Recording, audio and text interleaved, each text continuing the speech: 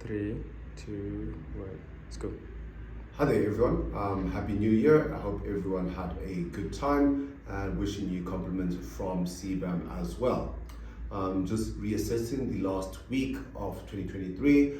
Coming into the new year, we've seen relatively strong performance, especially for our V1 portfolios, with 4 out of 5 of the CBAM portfolios outperforming their respective benchmarks by anything from 0.2% up to 0.3% on the 1 week basis.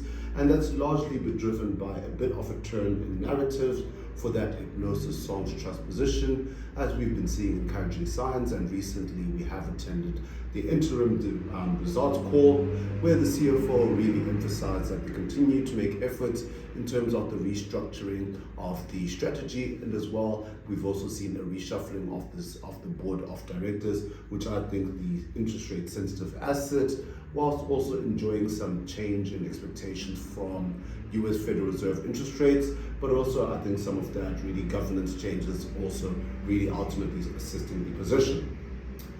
We did see some headwinds as well for other parts of the portfolio as sterling strengthened. Sterling weakened rather against the US dollar by 0.64% on the 1 week basis. And then also we saw some weakness there for LNG All Stocks Gilt Index Trust, as that wage persistence that we continue to hear the narrative coming out of the UK, instilling fears that UK interest rates might remain elevated for longer, and that would work as a headwind for the longer dated gilts. I think just switching over to the economic calendar this week, despite seeing that risk of 4-day sell-off that we've been seeing from the S&P 500, it has been fairly encouraging to see jobless claims coming in lower than expected, really indicating the sense of strength of the US economy. And then also today, Friday, just getting that hourly wages figure coming in at 4.1% increase year on year, and non-farm payroll data coming in at 216,000 jobs, which was also a positive figure. But ultimately this raises concerns, as was evident on reading the Federal Reserve meeting minutes that came out on Wednesday, and the follow-up sell-off in the markets that ensued.